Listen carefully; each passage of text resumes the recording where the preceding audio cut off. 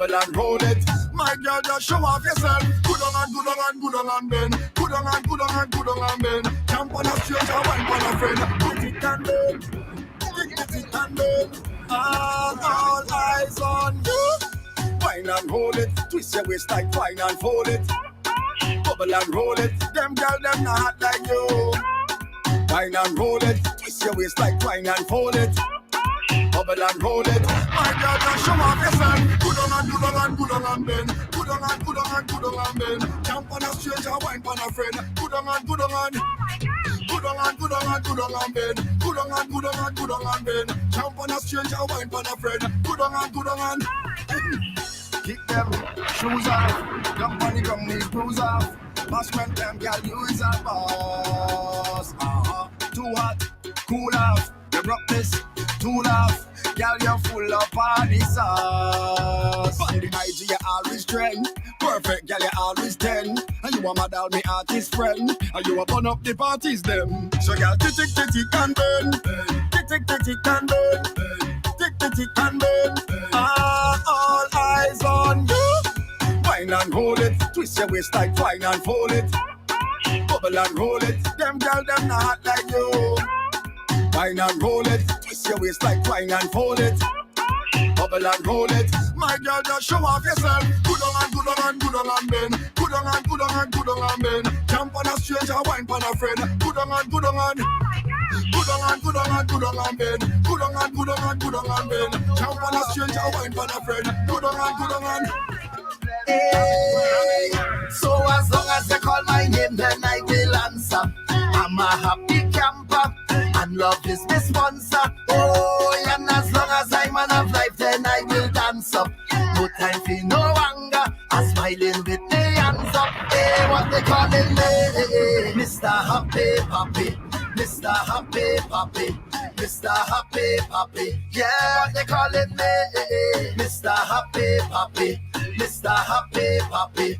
Was I ever? Good evening, good evening, good evening. I am in the building. It's Wednesday, though.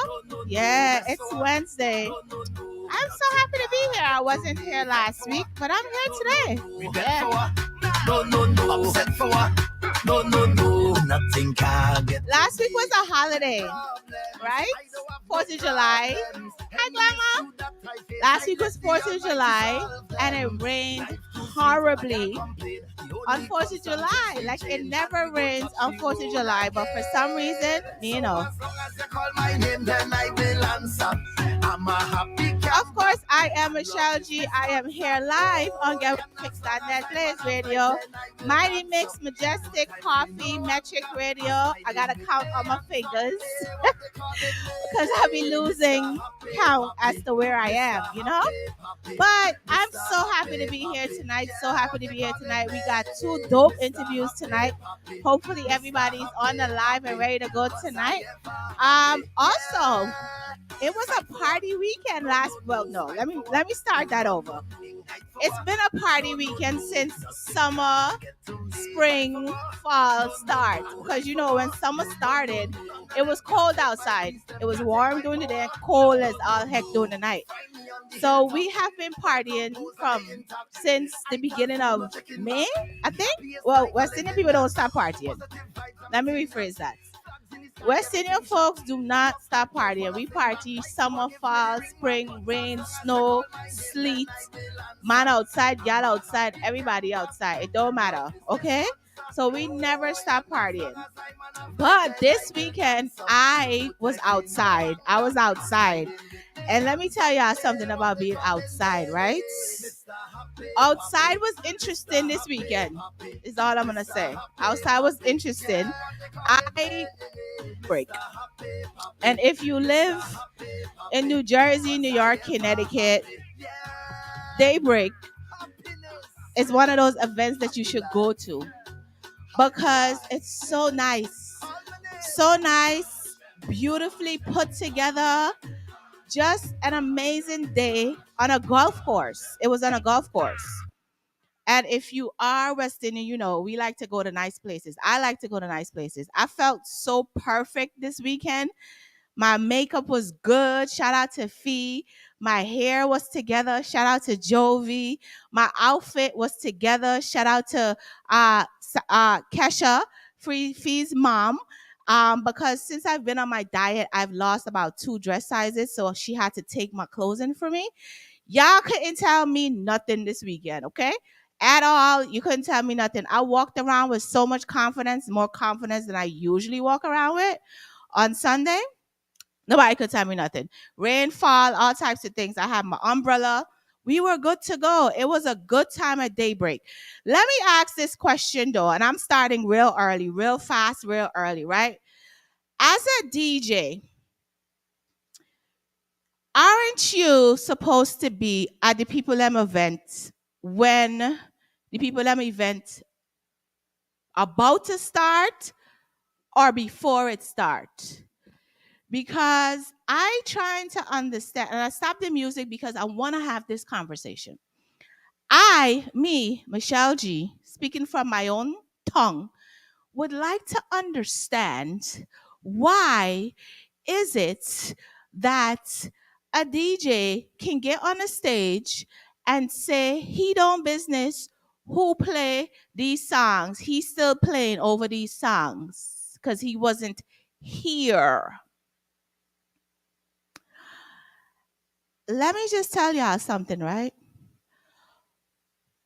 2 songs that every DJ play, no matter what kind of music they play. If they play soca, they play it. If they play Afrobeats, they play it. If you were hired to do a specific genre of music, everybody is playing these 2 songs, right? And I ain't even gonna play them because I don't want. Well, I could play one of them. The other one, I know my life gonna get cut off. But one of the songs that everybody keeps playing is Taliban. Okay. All right. We we know the whole song by now. We know the whole song. We know the whole song. The whole song. The soca DJ play it, the reggae DJ play it, the dancehall DJ play it, right? And who can guess what's the next song? Who wanna guess what the next song is? Yo, Banda.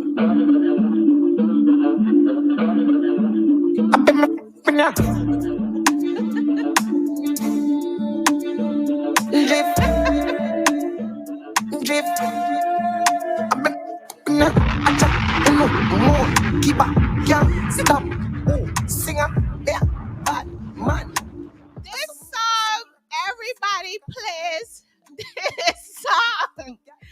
And it's like they're playing it to see who could play it best or who has the best speech or me, you know. But it's like what going on? What going on? Yes, the juggling is very predictable. It makes no crazy. Under construction, wasn't nobody pulling up no type of money. Okay? No, I think Noah got money when he played it because Noah is different. Noah and Polish are different. When they played it, they got the money pull up. But everybody's playing Taliban and Drift. Is there no other songs out? Yeah, they want like pop style is saying they want to be the ones to bust the dance. Me and understanding what's going on. Like I'm telling you, but going back to this DJ, I'm not gonna call no names. But going back to this DJ, right? So we were at daybreak and Homeboy played music and Homeboy played back every song that all of the 3 or 4 DJs played before. I believe was RFB DJs, a soca DJ, I can't remember his name, Noah Power, and Polish, and the other DJ who I'm not gonna call her name because I don't want nobody come find me. And Homeboy just played back every song that the previous DJs played. And I'm like, my friends, there's 90s dancehall that you could have dropped in there and got the girls them skinning out. There's early 2000s, Gamma don't laugh. There's early 2000s songs that you could have dropped in there and got the girls them skinning out because the place was packed with women, okay? And I'm standing there and I'm like, yo, dog, mind you, the party started at 9. and it was supposed to end at 2, but because of the rain, they pushed it to 4:30. So this guy comes on about 4:10ish. Mind you, he was Russian, Polish, and Noah off, so he could come play the same songs again.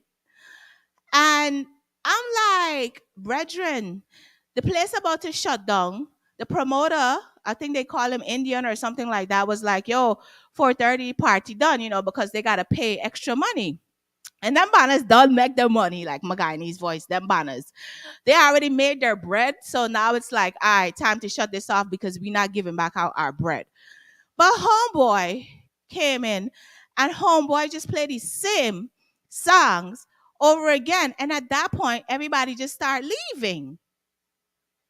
So I say all this to say, and if anybody knows any of the promoters from Daydream, next year, Mac Noah and Mac Polish closed the dance outs because they took over the place the other day on Sunday. Take it all the way over. Okay, you already know Noah's a performer. Like he does this type of stuff. Amazing, amazing, amazing. I'm gonna give people their props when they need to get their props. Okay, so Trina said that DJ was lazy completely. And if you hear the speeches, yo, another thing I want to ask you DJs, I'm not a DJ. I a DJ. I just be playing music over here, right? I know how to move things around over here to do what I need to do when I need to do the show. But I'm just trying to understand the speeches. Some big dirty cranny speeches. Like when I was like, what? How is this cool? This is not even the venue for that. When I tell you all the women were well put together, makeup, hair, like you spent money to be a Daydream. The fellas were all put together, hair cut, nice clothes, they sneakers, they just look good. And here we are with all these big dirty speeches. Y'all gotta stop, man. Y'all gotta stop. Look at your venue, recognize where you are, and play music to suit the crowd. But like I said, I ain't calling no DJ name because I gonna do this. This is what I doing.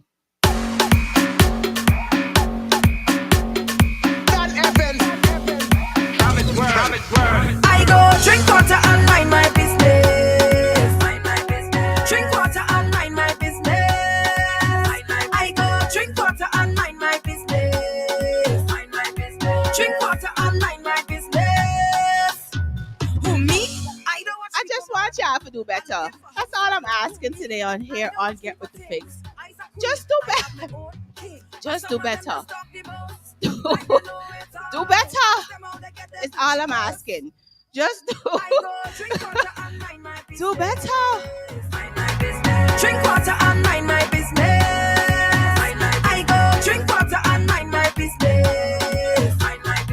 Drink water and mind my business. I'll be outside that much, but when I go outside, I can come on my platform and I can say what I need to say. And let me tell y'all something. I wasn't really minding my business, right? Because I went on the promoter's page and I specifically said what I just said right here. I said it. I said Noah and Polish should have closed the show. Noah and Polish should have finished the party. Just that. That's what I said. Me and care who vex. I don't care. Noah and Polish should have finished Daybreak. They should have. And I'm sure the promoter also knows that as well.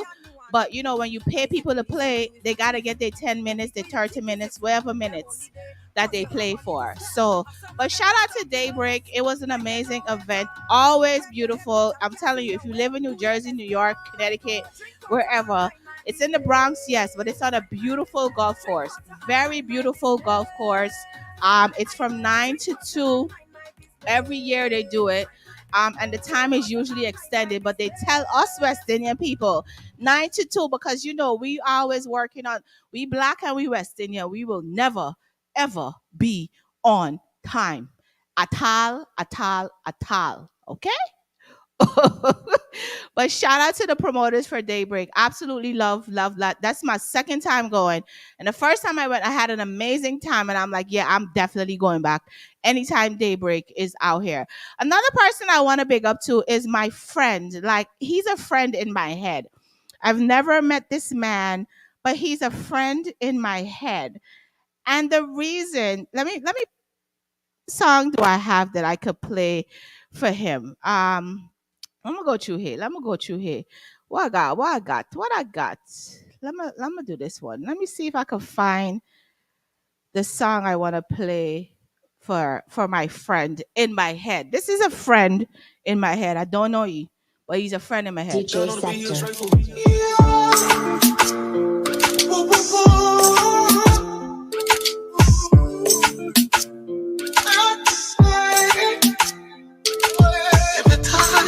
Different ways, different days, but there's nothing for you. Hey. Just so good, make you feel like you want to cry. If y'all don't know who that is, this is the lady Sugar. This is the lady's brown, white, purple, whatever color sugar you use. This is the lady Sugar, Mr. Dexter Daps. The reason I'm bigging up Dexter Daps today is because if you go to Dexter Daps Instagram and you click on the link that he has there, right? You will be like, God damn, this man's promo is so serious that I guarantee you, you go there right now and you click on it, it shows you where he is. It gives you a little performance. Then it shows you where he is, the venue, the ticket prices, everything right there on his Instagram. Right? Absolutely fascinated with his promotion. Whoever is doing his Instagram promotion, yo, let me tell y'all something. Y'all are doing a great job, okay? Dexter is now like all over the place. He's currently touring all over and tearing up stages all over the world, which is something that I absolutely love to see because everybody keeps saying he needs to be signed, he needs to be signed, he needs to be signed. What he needs to be signed for? If the man ain't ready to be signed to nobody, he is his own creative. Remember that. He creates his own thing, right? Creates his own thing. Do his own shows and all of these other things. All of that money goes to him and his people, his team. So when Dexter's gonna be signed, he's gonna make sure it makes sense for everyone around him. So shout out to Dexter Dabs because I'm telling, go to his Instagram and just click on his link, and you're gonna see the promotion that he does in there. Absolutely amazing, completely amazing. Okay. I'm not sure where my first interviewee is, but we're gonna continue the show. You know, around here we continue the show. I guess until I see her pop up on a live. But there's a lot going on. Of course, BRT was also this weekend, and they got some negative publicity for that event. There's some negative publicity around BRT as well, but let's do some other things before we do that, right? So this whole the drift song that I just played is having a lot of controversy. There's a lot of controversy around drift. The song that I just played, a lot going on right now. Um, I'm not sure how they're going to resolve it, but the drama is the drama with drift right now. I don't know if you guys remember when I was talking to Naj. What, my son was sitting in my chair. Jesus, what did he do to it? When I was talking to Naj Music, and he was on the Busta Rhymes Rhythm, and he was talking about basically the copywriting and how you have to make sure you cross your eyes, you cross your T's and dot your I's, and all of those things. And that's why the video took so long to come out, because they had to make sure that when they put it out there, ain't nobody coming after them for no money, right? So TJ was on Instagram the other day. He had a few things to say And let me see if I can find. I'm going to ask my programs, my other radio stations, to please excuse some of the language that TJ had to say in regards to how he feels about this whole debacle that's going on with Drift. But I think it's important for us to hear what his feelings in regards to it. Okay. All I text my phone, I can tell me about remember who you get strength from. Go suck out your mother, Mac. Batty boy ever bust TJ. Me have rocks to riches, me have only much song before you can text me phone, I can tell me about God not sleep. God not sleep on you, you're pussy, you're too bad man, you're too corrupt, you're a vampire. You do it to your next you to produce speed off, bro. Me not hold on no chat, you do it to you to produce. Yeah. So let me give y'all some of the situation that is happening over this whole Drift song. Now, I don't think that anybody expected Drift to blow up the way that it did. I don't think anyone expected that to happen. But it is currently insane with the situation right now with that. So let me just give y'all some information in regards to that. Ew, I just clicked on my social media and see some guy is spitting in a woman's mouth. Like, y'all gotta stop these foolishness on Instagram. You know how much diseases spit carry? You know how much herpes and all types of things that you could get from somebody spitting in your mouth? Like, anyway, let me go back to my story.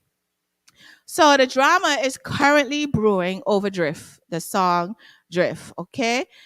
Though Jason, aka also known as DJ Mac McDowell, is credited as the producer for the infectious track, the Up Top boss says the actual instrumentalist and producer is his solid agency mate called Panda, okay? With the record attracting more opportunities for TJ, including publishing and recording deals with Warner Music. DJ Mac, the Sing J claims that DJ Mac is trying to swoop down on production credits to capitalize off the song. TJ said is Panda song. You cannot get the song. He did this on his live this Monday. He said, you do not produce the song. You not build the rhythm. You did not have a contract between you and Panda. Load the song, make the song, strive. DJ Mac, of course, did not respond. I don't even think he has responded to any of this as of yet. So, sharing the story behind the creation of Drift, TJ said that Panda sent him the rhythm, which was titled Banga Rock, on March 5th. Okay? Panda linked me and said, hey, he want me to be a producer, but I gonna take a lot for him. So I said, Panda, no problem. Panda is a newcomer to music, but worked as a ghost instrumentalist on different songs like Skanks, Idiot, Spice's Baker Man, and of course Vibes Cartel's Tight Forever. So TJ recorded Drift in Miami, then sought to find the right producer to use as the face of the record. So he consulted with selectors Boom Boom. He was advised to self produce Drift. Yet he decided, said that it's Panda's song, but he will go put Mac on it same way, which is DJ Mac. The alleged arrangement is now creating a bag of conflict surrounding the copyrights, authorship, and royalties for the song. TJ says, so now you're going to have your people then reach out to Warner Music and tell Warner Music how it's your song, bro. You never build the rhythm, bro. Panda build the rhythm, bro. And if you little people, it's you little people was signed to nowadays, bro. I never even wanted reach Yasa. So for Phil said a people a program you or them think that bro, you and Panda never had no agreement to the song. He later added, if you feel like it's money we getting off the song, nobody gonna get no money off the song. If I call your phone and put you upon my song, why you feel me wouldn't give you money if I got it? TJ went on to the label DJ Mac as corrupt and bad mind, adding that he should have stayed in his drama free lane instead of including him. And the message that I played just now is what basically TJ had to say to Mac, to DJ Mac. So Drift is currently nearing 1.5 million streams on Spotify and is getting significant airplay, of course, on radio stations. Um, in the US, the music video has attracted about 5.3 million views as well. The Banga Rock rhythm also features Badness, Upgrade by Chronic Law, Flames Rock by Kaka High Flames, and Tansa by Distance. I don't know if I said that right. Okay, what Under Construction said? Under Construction said, that's why I own all my records. Nobody can come and take no track from me. Either take back your song.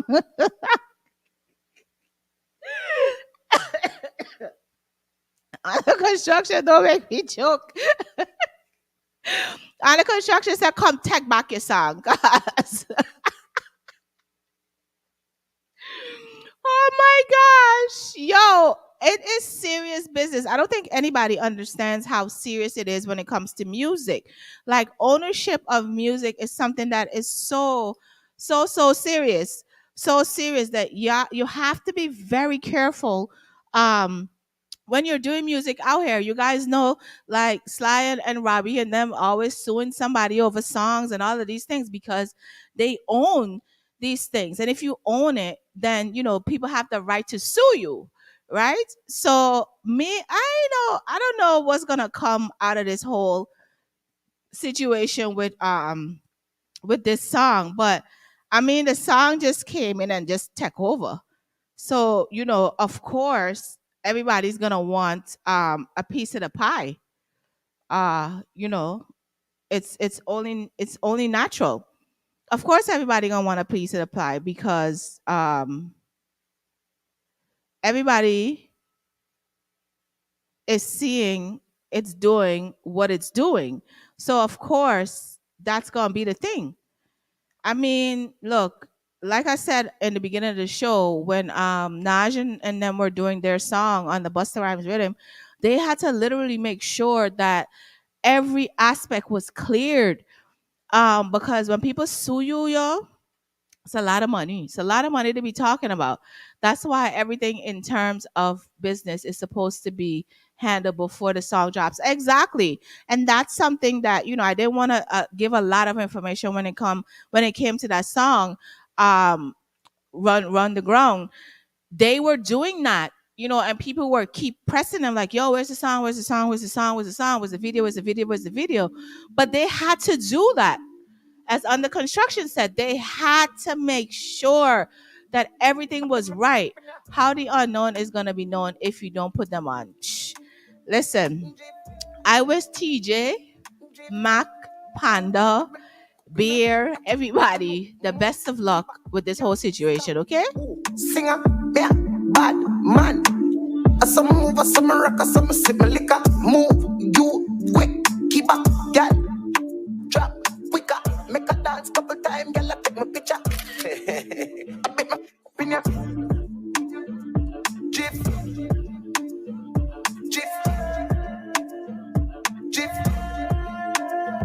Open up, move, woo, Jif. Yeah, man. So we'll see what happens in the coming months, in the coming days, when it comes to this song. I mean, like I said, when people don't expect something to bust and it busts, then it's like, everybody wants the part they played in it, right?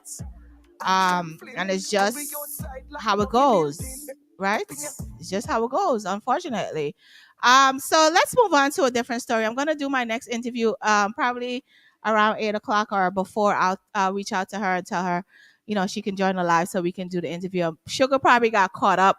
I know she's in that competition and she probably got caught up. So yeah. So when you're dating people, right? And say ladies or fellas, you meet a guy or you meet a man, a woman, and all of those things. There are certain red flags that you need to look for, and sometimes we as humans decide to not bother with the red flag because we like these people, right? So I want y'all to listen. Just listen to this. Where you call me from, babe? I'm in Houston right now. Houston, how old are you? I'm 27. 27. What you do for a living? We do real estate. Do you have any kids yourself? Man, technically, I got 7 kids, but they aren't supposed to be here. Why? What do you mean they're not supposed to be here? Yeah, man. Like, I met a few women within my lifetime, and they just decided to keep the kids, and I ain't want them. So technically, I got 7 kids, but in actuality, I don't. And you're proud of this? No, ain't nothing to be proud of. That's just how the goddamn dice roll. So you have 7 kids, and I'm assuming you don't take care of them. Oh no, of course not. And that makes sense to you? No, that make a lot of sense. Tell me why. They aren't supposed to be here. I gave an option. So I can read this mistake that we both made. All for Plan B, all for abortions. And women gonna do what they do. I can't control their body, so they decided Why to keep did you them. go for that 7 times? Why didn't you switch up after the first or second time? I was an immature child at the time. You feel me? Not even child. I was just an immature young man, not giving a damn about the decisions I was making. So you have 7 kids in this world that you are making it clear that you do not raise, and you feel as though that is okay. I ain't never said it was okay. That's just my life. Well, these kids are innocent. Why should they be deprived from a father?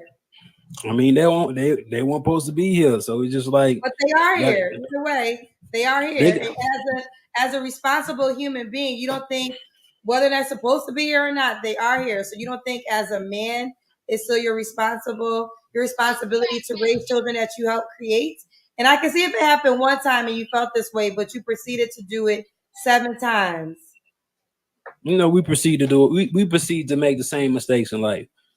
You know what I'm saying? Eventually we learn for it. Yeah, it's not a responsible, it's irresponsible actually.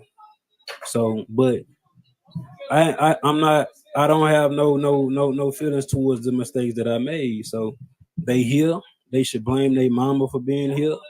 You feel me? And that's how I feel about it. What kind of women are you looking for on my show house?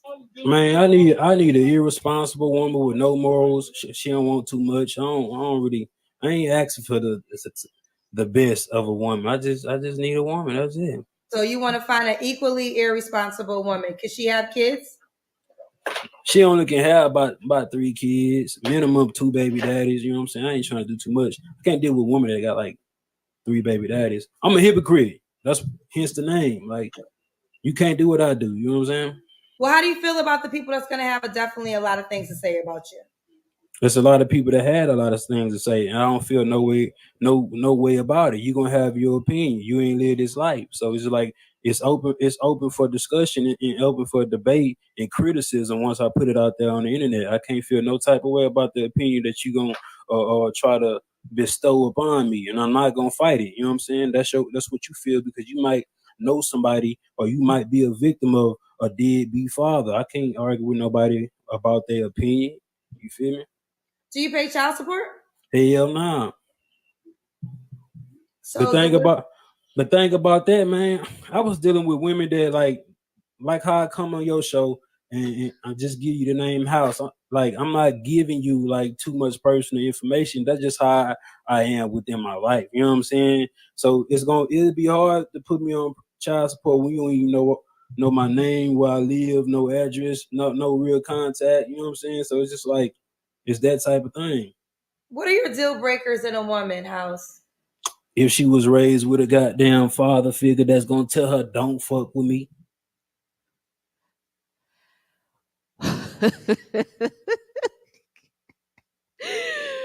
Sorry about the last cuss word there. Just wow is the perfect sentiment for this junk roman. Okay? So he basically has 7 picnic that he did not ask the ladies them to bring, right? But he's on a singles show looking for his next victim. And then saying that she can't have more than 3 baby daddies because that's a problem for him. But he got 7 kids that he don't pay child support for. He don't take care of them. The ladies don't even know his proper name or any of those things. But he is out here looking for more women.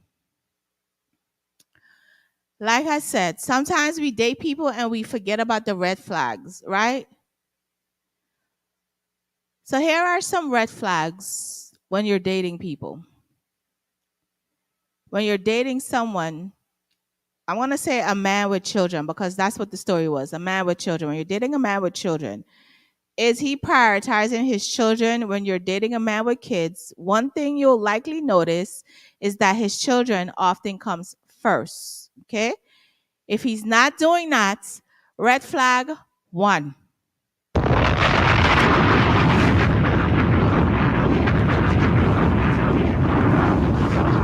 Red flag number 2. He's using his child as an excuse. Red flag 2.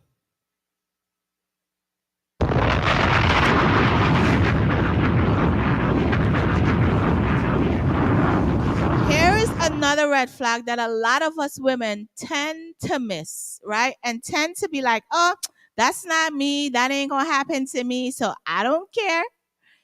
The relationship that he has with his child's mother is very important. Okay? The relationship that he has with his child's mother. Let me say a little bit more about that.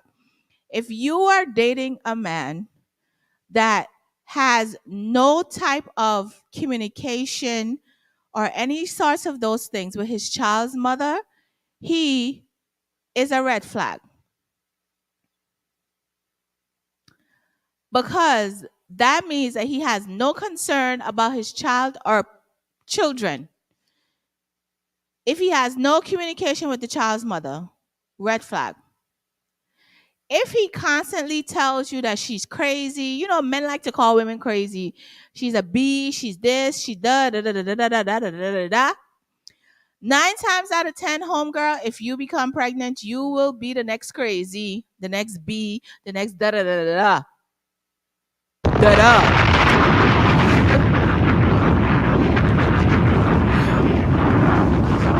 If he does not introduce you to his kids, red flag. Okay? Because I'm not saying that a man who has children, hold on the construction. I'm not saying that a man who has children will introduce every woman to their child, right? Men might take a little longer to do that. I think we women do that like quick fast because we always in love fast. We love. We just love. But if he's not introducing you to his kids, it's a red flag. That means that he's really not that into you. If he doesn't send you like pictures or even if because okay, so let me differentiate 2 things. There are some relationships where there are women out here who are bitter and they won't allow their child to go to the home of the new girlfriend or whatever the case may be. Yes, there are those women. Let me be honest with y'all. They are those women who don't allow that. So you may not see his kid. But if he's not involving you in the activities and all of these things that comes with little people, then yeah, that might be a flag. That's a flag. Okay.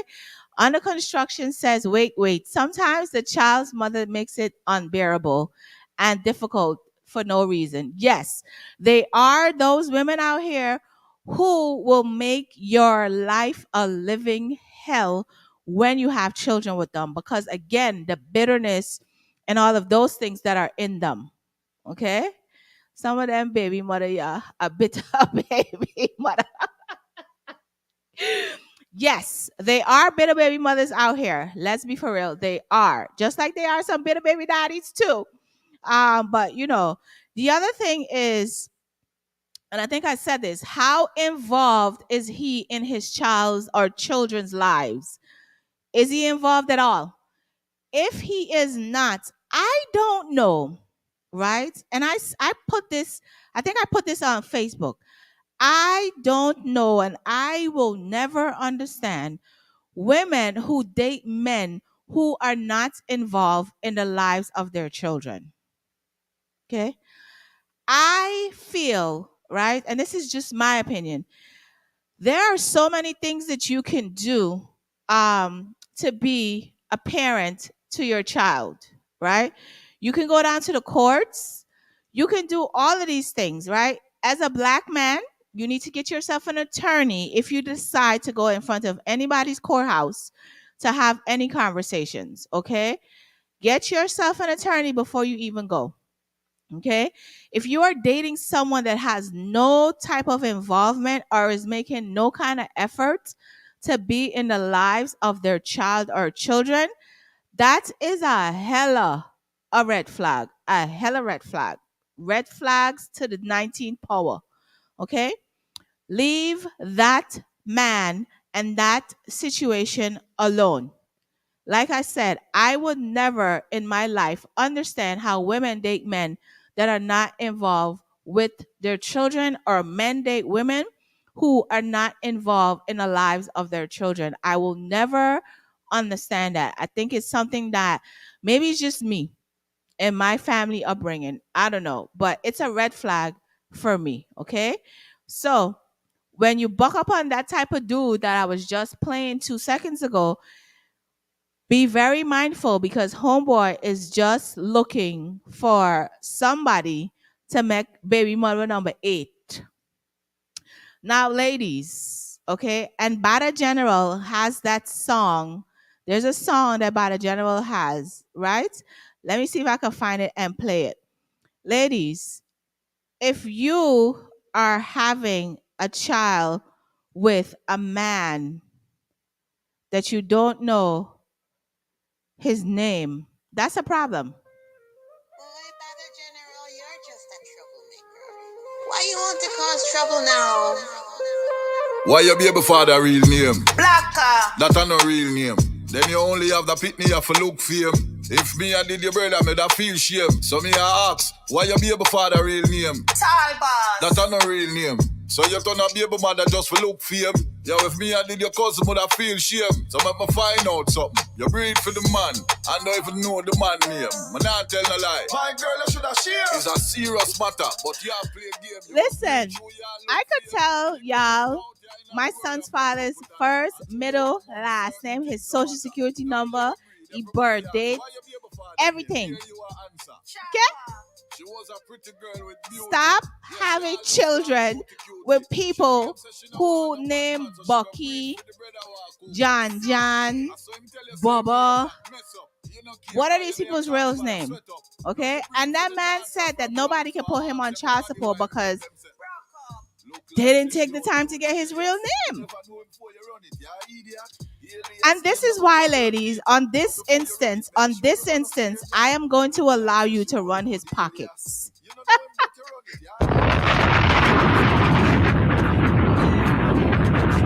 I am going to allow you to search his pockets. Get into that wallet. Take your phone out. Forget about going through your phone.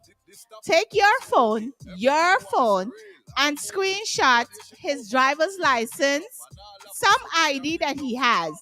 More than likely get the driver's license, because the driver's license has name, address, birth date, all of these things, okay?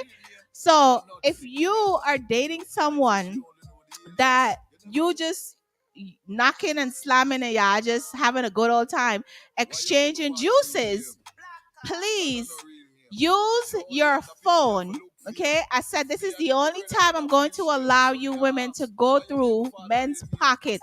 Okay, any other time I'm not going to allow y'all to do it. Take your phone, okay? Give homeboy some so good that homeboy sleep. He can't even move. Take out your phone and go through your wallet and snap a picture of his driver's license. Even if you get a credit card. Because technology is so savvy these days that if you just get the first and last name, you can find where he lives. I mean, true people, TRUE people.com tells you everybody information. But you have to have right names, okay? So as I said, that's the only time I am going to allow you women to go through a man's pockets. The time there. If you want to go cheat phone and give yourself a heart attack, be my guest. Don't do it to yourself, but be my guest. Be my guest on that part. So Franz says sometimes the men are not allowed because the mother builds the children against the man to make it impossible for the man to have a good relationship with his kids. Definitely true. Yes, I can admit there's a lot of women out here who make it difficult. You know, there's a lot of women who out here who make it difficult for a man to be with his child. But my friends, as I'm saying, as black men, you guys need to know your rights. You have rights. You need to exercise those rights and be able to see your children. Driver's license could be fake. Well, okay. So Dree is saying that driver's license could be fake. Y'all gonna make me just talk wherever right now, okay? If you think that his driver's license might be fake, check out every piece of ID he have in that wallet and screenshot everything.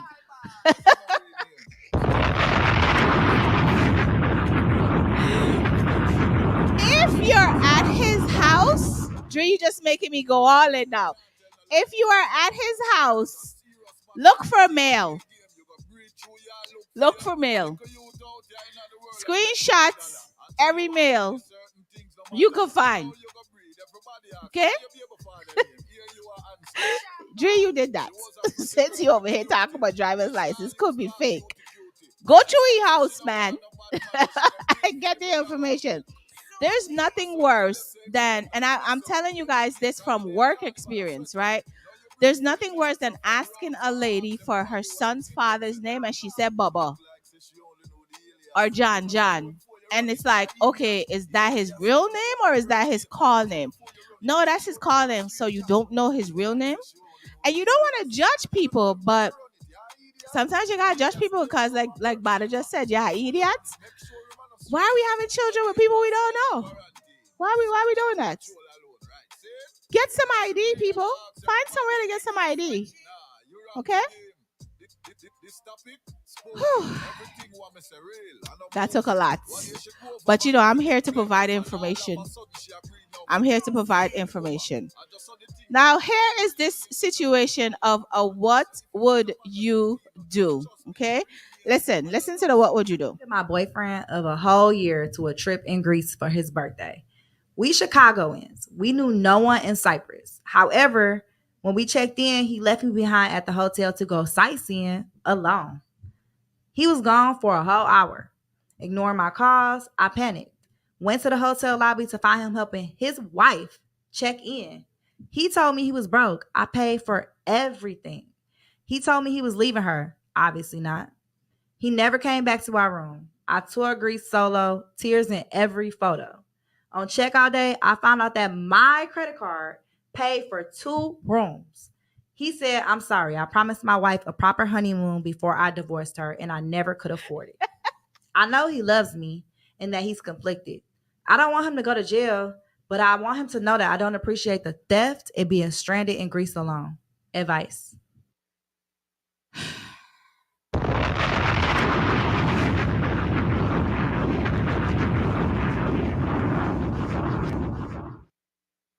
She don't want him to go to jail. Let me rephrase it. She took him and his wife on a vacation to Greece and she had no idea that she did that. And he wanted to give his wife a beautiful send off before they got a divorce. In what nation, what land, what country, what sand? What? What do you mean you love him? That man don't love you, girl. The hell are you talking about? He loves his wife. And he decided that he wanted to go to Greece. And he said, let's go to Greece because you fell for it. And now he and his wife was in Greece and he left you to go spend time with his wife who he said he is divorcing.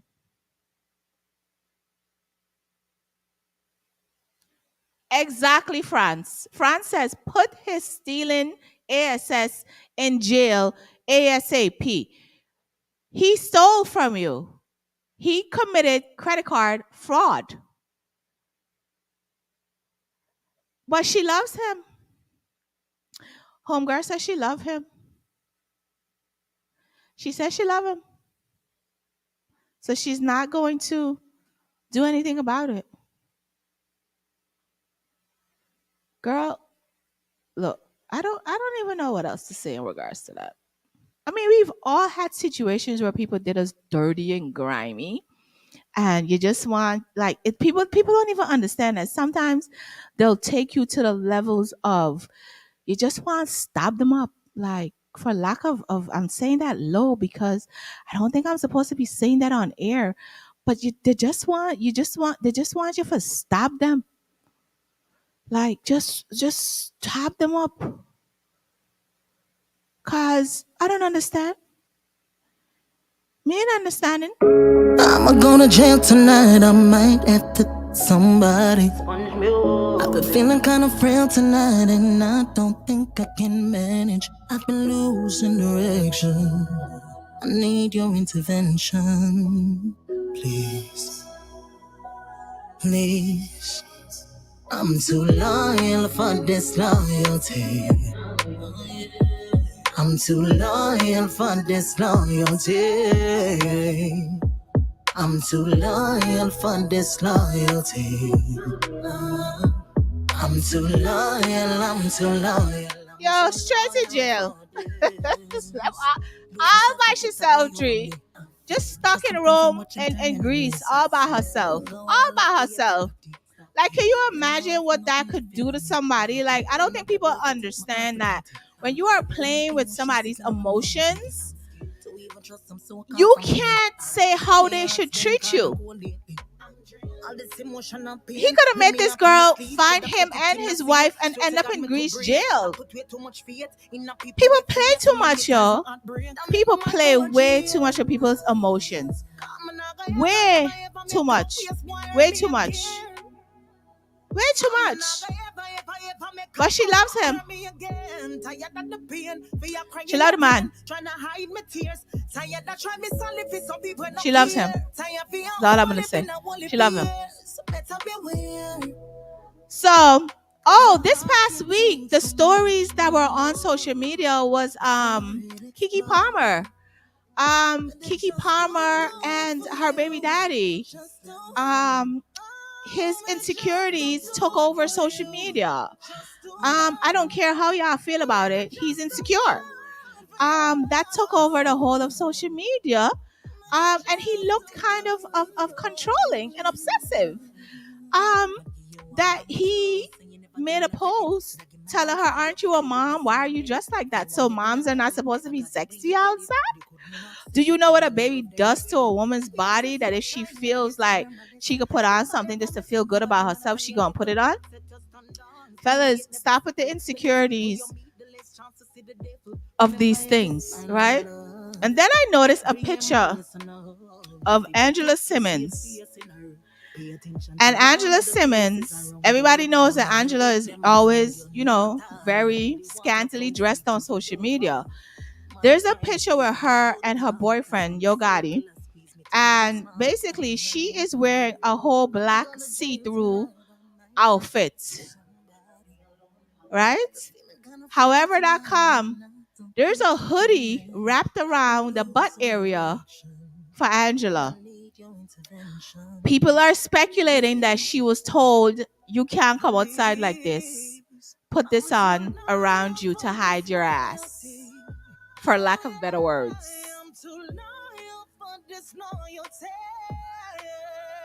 I don't know what's going on. And I get it.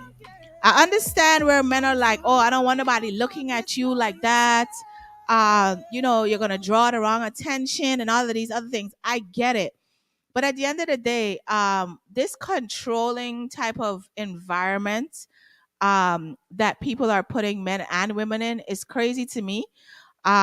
I don't like it.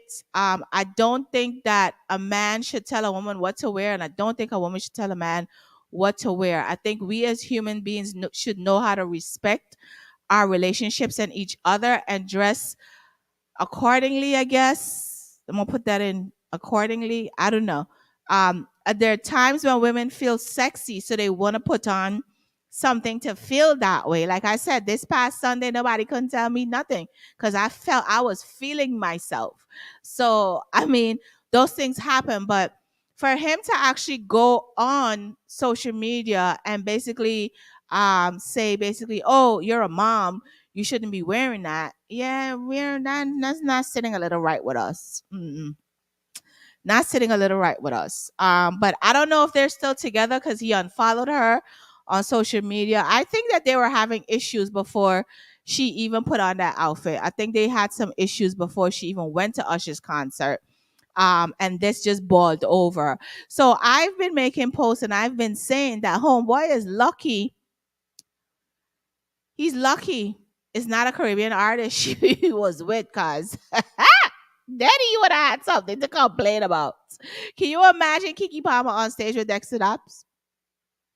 Picture it in your head. That would have gave him something to complain about. So now all the ladies that are going to see Usher are very cautious. They're not going too close and all of these things because they don't want the issues and to mash up their relationships and all of these things. Then I saw a video of Beyonce, and I should have put it in my thing today. Beyonce is basically on tour, and Beyonce, bring it to the owner. Exactly. Beyonce is on tour, and she is basically bending over, skinning out, basically skinning out. And I guess I don't know, Beyonce's a Virgo, and sometimes these Virgos be trying to top everybody. So I guess she was trying to top what Kiki Palmer did. I don't know, but Beyonce is on the internet bending all the way over. And I don't know, Jay-Z's a Sag, right? Jay-Z's a Sagittarian. So Sagittarian is going to he might get upset, but you won't know that he's upset. That's between the two of them when she gets home. Okay. So there's a way to do things and there's a way to not do things. If you are dating somebody, please, have those conversations behind closed doors. Don't embarrass your partners on social media. It makes no sense for you to do that. Don't embarrass your partners on social media. Try to do that. I almost said the S word. Oh my God. Behind closed doors. So Miss Yana Bean is on the live. Yana, I'm just going to play a few songs real quick, and then I am going to add you to the live tonight. So I am Michelle G, and I am here Wednesdays having, different conversations about different things, interviews, and those types of things. So I also do some new music. So I'm going to run through some new music real fast, and then we're going to go into our interview for the night. I'm going to reach back out to Sugar and find out what happened, but her schedule has been really busy lately. So this song is Aya Jamar, if I'm saying his name right. This song is called Sad Story. Yo, artist. I may have the phone, I may have the phone, isn't it? I don't know. No, I can't use no more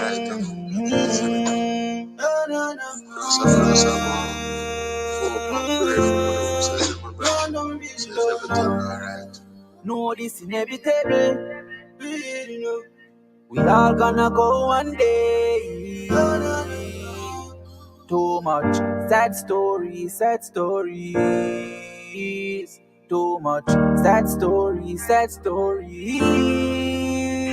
Cause too much of my dogs, them are dead out. That's why my don't like status. Tired for watch it and a R.I.P. Me no want see no more SIP. I gone too soon, gone too soon, gone too soon. Like I said, this is Aya Jamar. This song is Sad Story. Can't believe we there at your funeral. Last time we talked at the hospital. Never did know us so it critical. Like I said, around here, I tend to play brand new music. So we're going to run through some new music. This is a new song, and I think this song is going to cause some problems.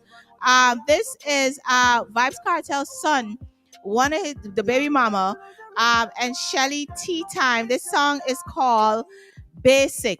Yo, Shelly, them nerdy. China, you ready for the mix? Get your tea biscuits. One roll out, touch some place I don't know about. One roll out, some girl too basic. Them lifestyle basic. Them are just half naked, and nobody narrate them. Some girl too basic. Them lifestyle basic. In a them friendly week, and I meet them one chase with Tea time.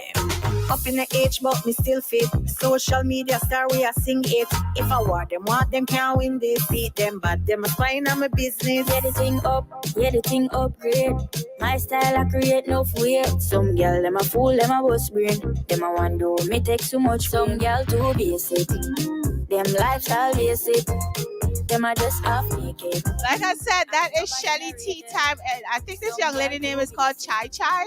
I'm not sure. Chi Chi, Chai Chai. The song is Basic. And I meet them one chase with. None of time for no basic. Jumping at the Benz, yeah, the spaceship.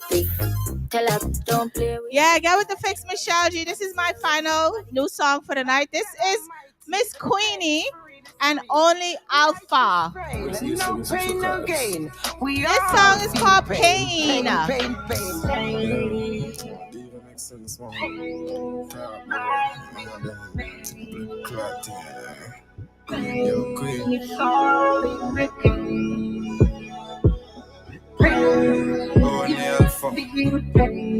Everybody feel it now. Pain, I feel. Been through pain all of my life. The day is bright yet still fall night. Life is a fight but me still catch flights. Long live Queenie, which is right. Life is a lesson every day teach. If you never feel pain, me will pay your feet. Today I will still I do it. Me no fear defeat. Pain, I feel pain. Pain, it's all in the Get with the fix, Michelle G.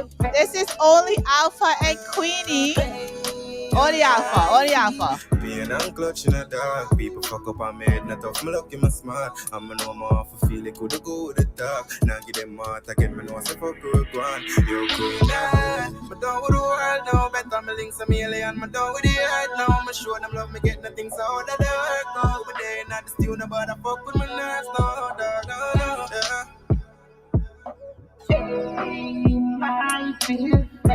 I am Michelle G. This is Get With The Fix Radio. This show is called Get With The Fix on Wednesday, 7 p.m. to 9 p.m. Yana, can you join us live so we can start our interview? I'm here on Wednesdays. You know, there was a lot more stories to get into, but we could do that when I'm back here again. We can get into more of that, more of those things, you know, when I forward back Yasa. Okay? Hold on one second. Now I'm gonna make the fuck you stream my thoughts.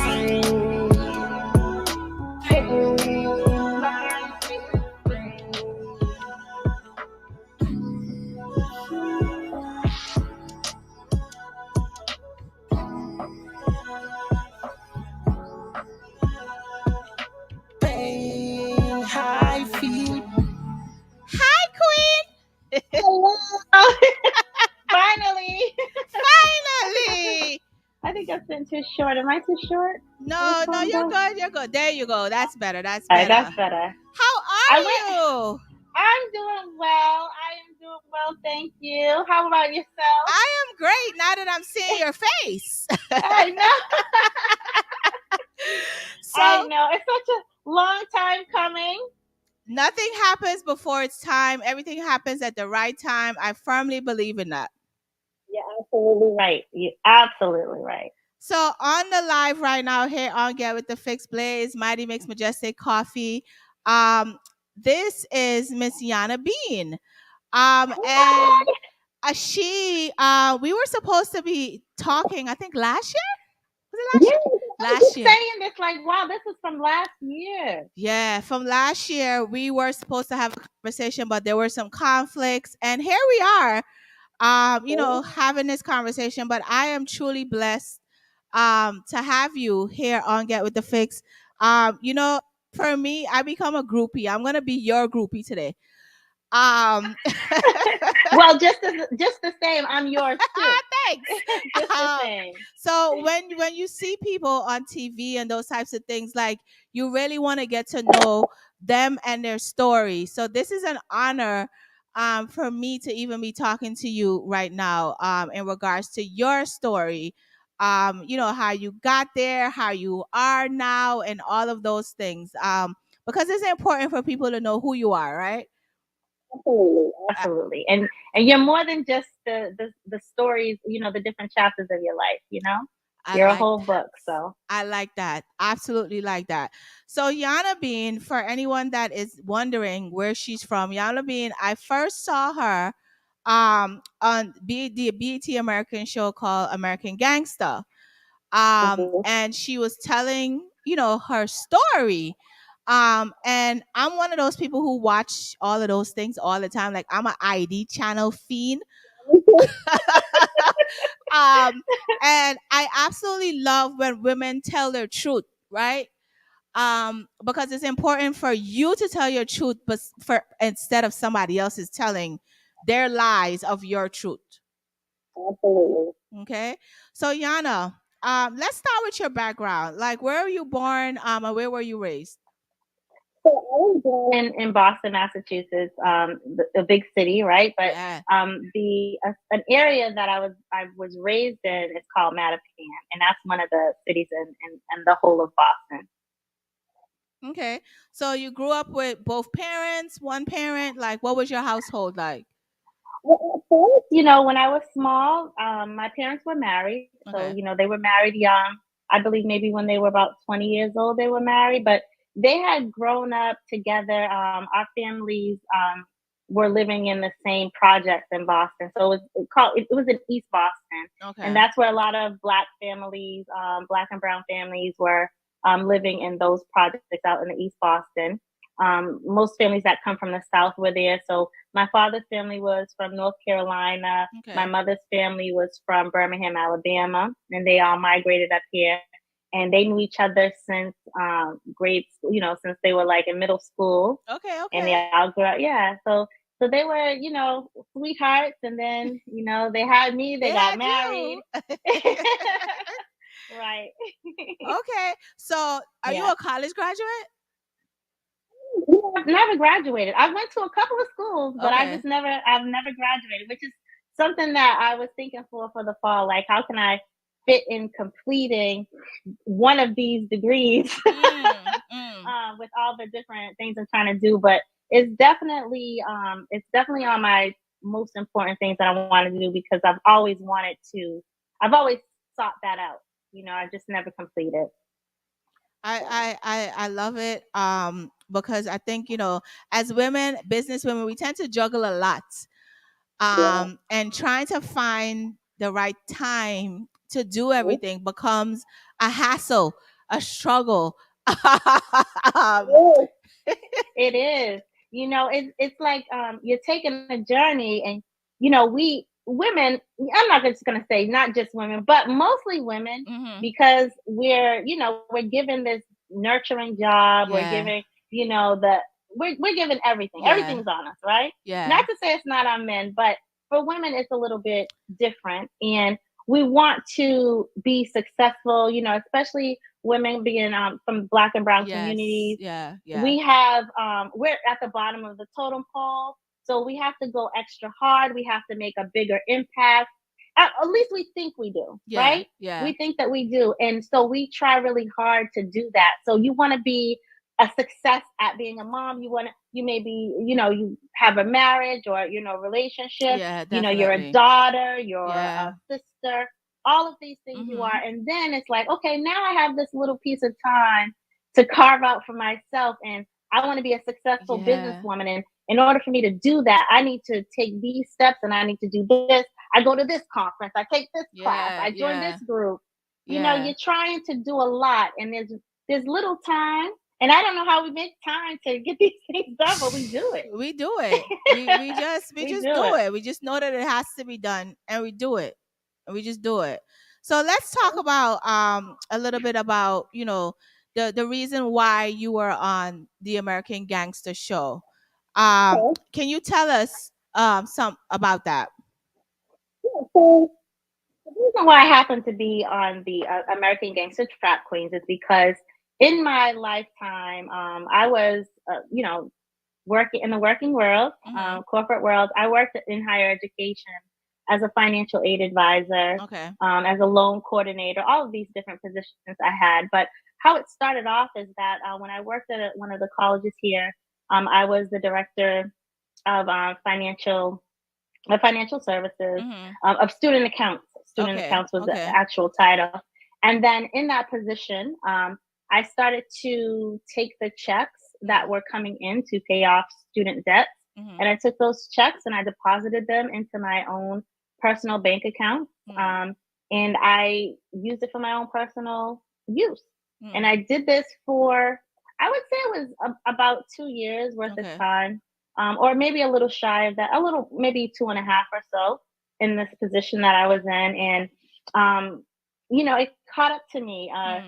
It caught up to me, but not while I was at the school. I really knew that I had a problem. Yeah.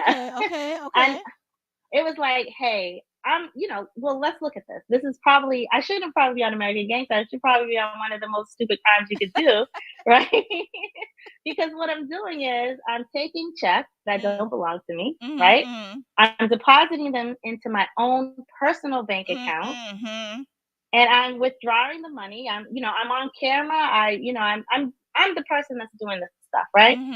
So there's no way that I wouldn't have been caught. Right. But in my mind, I had a foolproof way that I was committing this crime, and I talked to myself to make it like it was okay and that I was doing great. So I didn't, you know, when you want to do something and no one can tell you anything, you're gonna make sure that you're telling yourself the right thing so you can keep going. Yeah. If I had told myself, or if I had accepted the fact that this was something wrong and I could get caught, then I wouldn't have continued to do it. So, you know, I was always letting myself know that, you know, well, it's okay because you know what you're doing. You know, you're taking care of the back end, you're doing this, you're doing that. And once that first check went through and cleared in my bank account, it's like after that, it was, well, I'm just going to borrow this and I'm going to put this back. That never happened. It never happened. Never happened. It just grew and grew and grew, like many of problems do when you don't address them. And when you turn a blind eye, something very small snowballs into a snowman. You know? And I remember just saying, like, hey, if I don't leave this job, then I'm just going to keep doing this. I never said, hey, if I don't leave this job, I'm going to get caught. I never said that. I just said I needed to go. Yeah, I didn't realize. It's not that I didn't realize. I didn't pay attention to those things because I didn't want to, because I needed to, I wanted to continue to do what I was doing. And I spoke to myself, you know, I hyped myself up in my own head in a way that this was something that I could do. I would get away with this. I didn't even think of those type of consequences. It was nowhere near my mind at all. So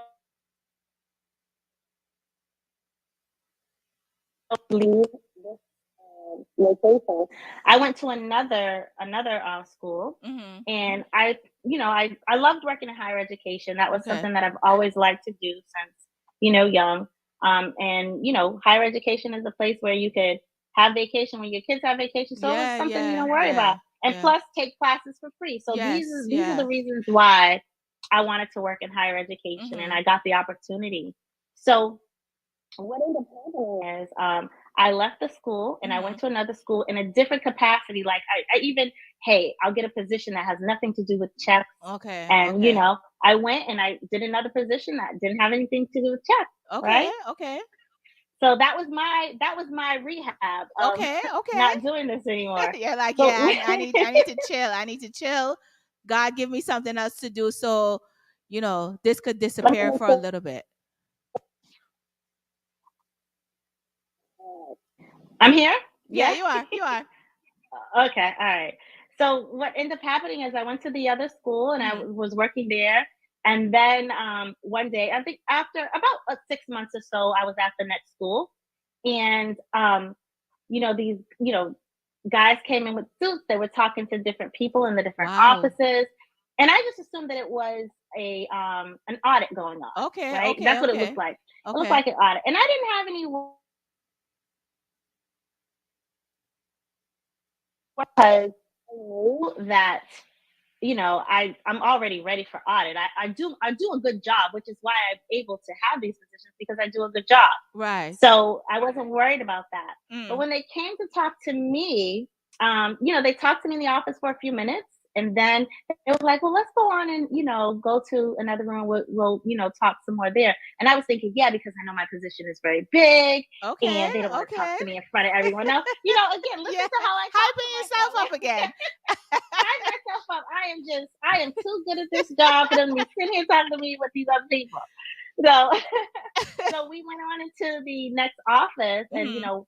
they were talking to me and asking me about how I do the position, what things I do there. And so then one of them says, "Oh, so that's what you were doing at Emerson College." And Wow. at that moment, You knew. everything that I never thought of came crashing down in my face. My Wow. reality was right there. Wow.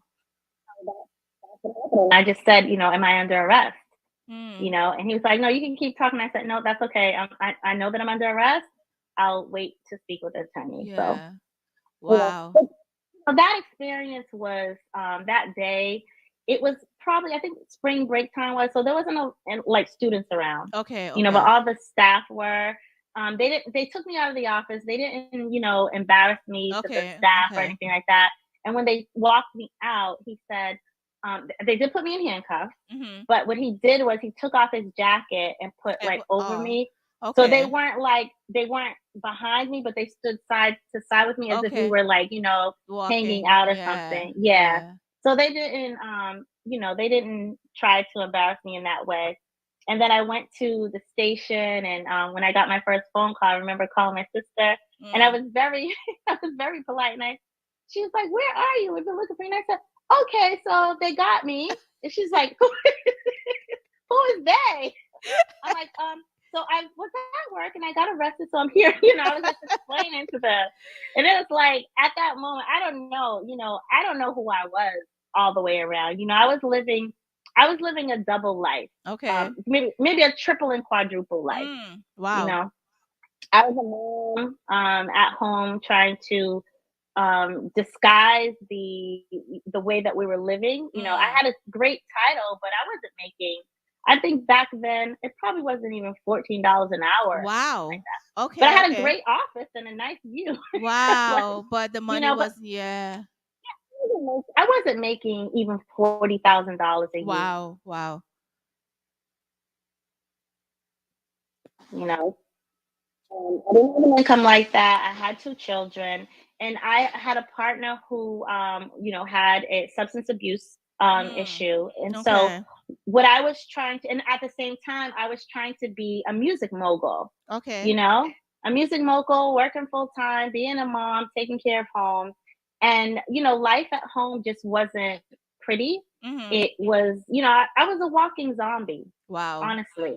I would just, I needed an outlet, and I wanted to escape from the reality of my own life. Wow. Wow. And when I was cashing those checks and when I had enough money to just make ends meet and then do some excess things, it made me escape the reality of my real life. And there's no way I would talk myself out of doing that, because I don't know if I didn't where I would be today. Like, you know, I really don't know. Yeah. I'd hate to think of that, because I was very depressed. And unhealthy, and I just wanted to find a way out of it.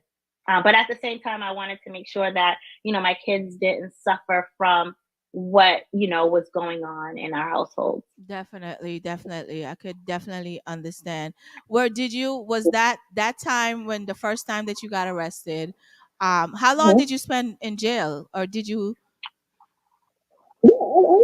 So the first time, my prison sentence, again, very light, for $250,000, and you know they will you know, assess like the number of victims and all these things. And it's very hard to say that I have victims. You know, that's like I didn't hurt anyone. You know, so there's a lot of things that come along with just the mentality of the whole process. Yeah. And taking accountability for, you know, the actions that you display. So my sentence was 6 months. Okay. Which it could have been 5 years. Yeah. You know, it could have been 5 years. So I was really given you know, I was really given deep consideration for me. And so I appreciated that from the courts. 6 months and 3 years of a probationary period. Okay. Yeah. So and then I didn't have any restitution. Wow. Okay, you got lucky. Very lucky. Very lucky. So when that was over, was that it for you getting yourself involved in any other thing, or something else came up and you're like, you know what, this is another opportunity. Let me go do what I need to do. Right. So I want to say that happened. 2005 is when my first sentence was. And then, you know, now I'm a person who has a record, and so, you know, getting jobs. This is another challenge. So I added a new challenge onto my life, making life that was already hard even harder. For not being able, you know, I'm used to working in a corporate world. Now I have to do jobs that are just not, you know, not that. And if I think I wasn't being paid a lot then, imagine what I'm going to be paid now. And there goes the nice, pretty office, you know, and the big titles. So it was a challenge for me, because I was really not feeling, you know, I worked hard to get to the top of where I was. And now I'm going down to the bottom of where I never was. And I had to start over. And, you know, my family life didn't change, you know, in fact, you know, it got worse. I was trying to feed a growing monster. And at the end of the day, I had to realize that I wasn't God, and I couldn't change things, and that this problem was way bigger than me. But I was still trying to fix it. Right. I was still trying to fix it by, you know, overcompensating and just, you know, nothing was working. None of that worked. So that continued to happen for many years. The second time, so now my probationary period's over. You know, I started off at a position, I was doing data entry for some years at this company, and it was like, I can't, you know, I just got to the point where this is not working. I mean, I'm not making ends meet. I bought a house during this time. It's just, as soon as I bought a house, the next month the mortgage was due, I was in prison. Wow. You know? I held on. It was like I held on to that house.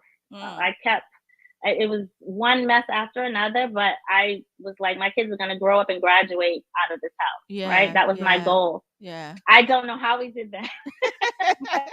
I don't know how. I was hanging by a string. I tell you, I was.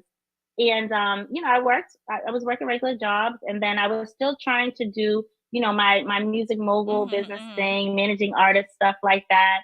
I had done a couple of things, but it just wasn't the same after I came home from prison, because I really didn't have it to do. Okay. But I still tried to stay connected and, you know, do certain things when I could. The addiction, the substance abuse issue had worsened. My kids are now older, getting older. So, you know, they're going from little kid age to where you can tell them lies and things to now they're in middle school and high school. So by 2000 I believe it's 2010 or 2009 or so, I was able to get another opportunity working at another school. Okay.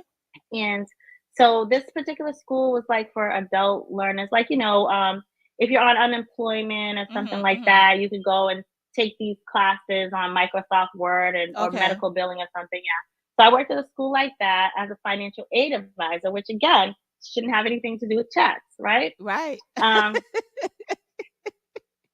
this goal. Don't put me around. I don't want to be tempted. Yeah, But yeah. and I thought that it's something that wouldn't affect Fact, my thought. But again, my personal life never changed. It didn't change at all. It didn't change at all. It was more depressing. It worsened. I was suicidal. I tried to commit suicide Wow. before. Many times over between that time and probably even before. Wow. Wow. So I think the influence, but again, no excuse. And, my actions are my actions. I made that decision. And, I found an opportunity when I was at that school. There was some loopholes there. Financial aid people are not supposed to be getting checks, but here you all got checks coming in here, right? Wow. Wow. So after a while, it was just like, I figured out another way that I Wow. could go ahead and do a similar scheme, in a different way, but it's basically still the same scheme, right? Okay. And I did that. I got that position in 2010, no, in 2009, and then by 2011, I was back to doing the same thing Wow. again. Wow. Yeah, I was back to doing the same thing again, and in 2012, when I came back from vacation, before I could get back from vacation, my sons had gave me a call, and they told me that these people are here looking for you to talk with you. Federal agents were there asking my sons questions and things like that, and I was 2 days away from coming home. It was my youngest son was going to be starting his first year on campus at college. So, everything came crashing down. Wow. Everything came crashing down. And once again, but now this is federal agents that are looking for me this time. And so this is federal prison, and there's no way out. It's not like I wanted to fight anything or, this is a paper trail of things. Yes, yes, and yes. there's no fighting it. There's no taking something to trial. I just wanted to say, this is what I did. I know what I did, and I just want this to be over with as soon as possible. Right, right. So when I returned from vacation, I contacted the agents and things like that, and they just weren't ready to, move forward with anything yet. So they were still doing their investigation, but they had wanted to talk to me. I didn't have an attorney my bank accounts and everything is frozen at this time. Right, so right. yeah, I have nothing. I have nothing at all. Wow. Yeah, I think I had bought my son like this used old car, and in order for him to get his books for school and to move into campus, we had to sell that car so he could move in that following week. Wow. And then there was nothing after that. Wow. Wow. So it was tough for him, but the goal of getting him on campus, so he's over there, and then he doesn't have to deal with this stuff here. My oldest was a year out of high school at that time, so he was going to school and working on his own and stuff. So it was just a different scenario, different situation. Prior to, I believe in that year, 2011 is when I lost the house. We went into foreclosure there, and that's where I was at this point. At this point, I was going to have absolutely nothing, nowhere to go, nothing to scrape up or anything. And, I did that to myself. I did it to myself. And that's all I could say about that. Yeah. So I went through the process. Now with the federal agents, it takes a long time. It's nothing quick. Okay. So okay. I wasn't, although I was in touch with them throughout 2012, because I would check in like, can I go to work? Can I get it? What can I do? I don't know what to do. Right. Right. So I would just be in touch with them. Like I would do call them every other week. I had a detective's name. So I would just check in with him like, okay, can I go to work? What can I do? And they'd just be like, we're still investigating. So it wasn't until 2013 that they actually came to arrest me. Wow. So they came to arrest me. I was at work, and he told that week, he told me that it may be fairly soon, but he didn't know because he's working with the other agency. But he told me that I should be prepared. Wow. For that. And so it just was like, okay, so now I got to call him every day instead of every other week, Wow. And it was one morning when I just got to work, hadn't even put my bag down, and there was all these agents coming to get me, and they got me from. It was like this is crazy. They didn't have to do that, but they came and got me from work. Wow. And there was no hiding anything, but it was like on like only employees there. I wasn't really embarrassed. I didn't know them for that long. I wasn't there in the company very long. So they all came in there. They took me out, and I went to the court just down the street, and they let me go on my own personal recognizance. So I didn't have a bail or anything, but I was arraigned, and I already told them. I had been telling him all along. I know that I'm guilty of this. I'm not trying to, go to trial or anything. I would like to just, get it over with as soon as possible. So that was already the game plan in the beginning, and then after that, it took almost another year, almost. Wow. Yeah, it was like 2013. I think like in February or March is when they arrested me, and then it wasn't until it was actually the end of 2012 when they arrested me. 2012, like October, November, around that time, and then I was sentenced in October of 2013. Wow. To get my business in order and all that kind of stuff. And so I was scheduled to arrive in federal prison camp in January of 2014. Wow. And my sentence was a year and a day. So I was sentenced to a year and a day, and I did go to federal prison camp in Lexington, Kentucky. Wow. And you had to do your whole year and a day, or did they let you out early?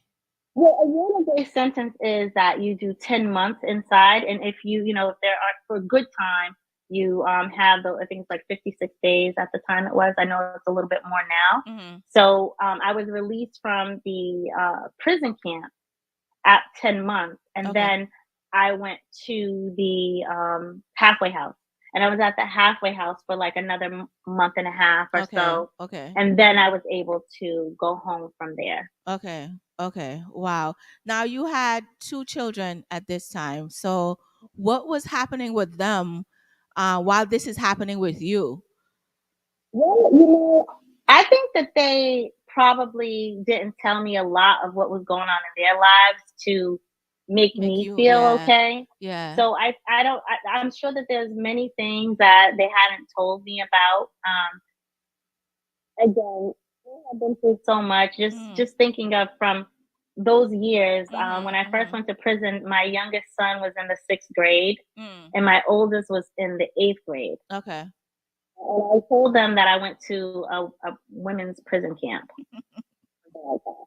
Well, not a prison camp. I was at a women's conference. Okay. Yeah, and it's like they used to go with me everywhere, so they would think like, okay, but why didn't we get to come with you? Yeah. So now, when when they get this big age, I can't tell them any lies. I can't show them anything. When their dad would be like, have the effects of the substance abuse, it would be like, I would say, dad's just tired or something. Okay. I always was covering up something. Always telling them a lie.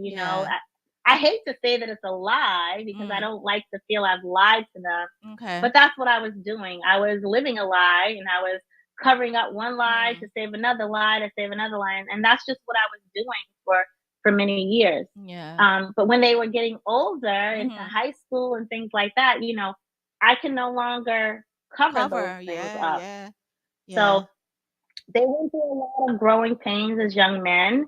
And I believe a lot of that has carried over into their adult lives as well. Wow. When I just imagine when I went to federal prison, this is a time where, in our communities, either you're going to do well with a good support system or you're going to be a victim and a statistic of the street. So I was very afraid of that. Okay. I was very afraid of that. When I went to prison at that time, with my son being in college and the other one being, far, still a little bit away, right, to his life as an adult, I'm still their mother, their main support system. Yeah. So removing me at that important time in their lives I just knew that was what pained me the most. Okay. Pained me the most because I know the effects of Yeah. that, and I Yeah. know that they felt lost. Definitely. Could have been made for their lives. I feared that either my sons would also be in prison, or that I would get news that my sons were harmed, or that was the horrible Part of it. Yeah, part of it. What that I faced. what is some advice that you have been given to women based on your experiences dealing with a partner who has substance abuse, your own traumas as well, and women who have children, the trauma that puts on children? Like, what is some advice that you've been talking to women about in regards to that? Well, I think it's very important for me to be open and honest about it. We have to understand that everybody makes different decisions. With the same circumstance, you'll have 10 people make a different choice and create a different way. So you have to be understanding of people who don't think like you just as well. And you have to be non-judgmental of others, because you never know when you're going to be in that same position. And so you can never say, well, if it was me, because you don't know. You don't know. You have no clue if it was you, what you would do. And my advice that I always tell women is, like, you know what, or anyone, give yourself a chance. You have to give yourself a chance. We spend so much time beating up on ourselves, and I'm not free. I still do it too. It's just a part of who we are. We're human. Yeah. So you can rise above these things, though. I was in a complete place of darkness, and I just hope that I inspire and motivate anyone to know that there's nothing that surprises me, and I don't think there's a place that I've not been or know of that hasn't been close to me, and I felt that pain and that trauma. I'm a grandmother now. Wow. I'm a grandmother now, and I'm still a mom, and I'm still a young woman, right, trying to make something of her life still. Like, that doesn't change. Yes. So yeah. when I say give yourself a chance, don't give up on yourself. There's still, people think, oh, well, if I haven't done it by now, it's never going to happen. Yeah. It's not true. It's not true. So I hope that myself and others that, are in these spaces, like yourself and everywhere, all of us, just trying to do more than for ourselves. Yeah. Like, look at that. Yeah. My goodness, you don't know where people come from, what they've gone through in order for them to still stand strong. Like, I'm a true believer in God, Definitely. And and if that's not what you believe, you do know that there's something higher than you. Yeah, definitely. And you have to really sometimes step back and tap into you, and bring in the things that make you feel whole. And it's not easy to do. It isn't easy to do all the time. It's very difficult, but you can do it. Yeah. And I hope that everyone knows that there's darkness and there's also light. Yeah, definitely. Have you done therapy? Have you been through therapy? Well, one of my conditions of being released was to do therapy. Okay. And to you that when I was doing the therapy, it helped me with a lot of different things. Good. But I also feel like there were things that I was doing myself. Like, I was doing a lot. I did a lot of soul searching myself. Right. Nice. So I was doing things to keep my mind busy. Like, I totally got into the gym, and I was into fitness. And these are the things that helped me with stress of things or worrying about things. And, that was an outlet for me. So when I started doing that, and then I felt a little stronger, and then I was like, okay, I'm going to do this business. And then I just started doing things that made me get back to the things that strengthened me, made me feel strong. Yeah. And I focused on those things. Yeah. And when I started doing that, and going to the therapist at the same time, she was thinking like, oh, wow, it seems that you have it all together. And it's like, no, I don't. I'm crazy. And I was telling her things that, she would ask me like, okay, so when that was happening, what did it remind you of? And where do you think these particular feelings came Comes from. Yeah. So I had to dig deep with I was able to dig deeper with her because to me, any things that were hot stove don't touch. I know how to bury those. Oh, okay. Listen, when someone I love has passed on, I know how to bury that. act like it never suppress happened. it. Yeah. Yeah, I do. Yeah. I have been doing that since a young girl. Wow. Since before I was 10 years old, I knew how to do that like this. Wow. Where did you learn that from? Well, because I am a product of molestation. Okay. So when you learn to hide secrets and to do things like that, this is how I connected the two. I learned that back then. So now when something feels a certain way, I can hide it. Okay.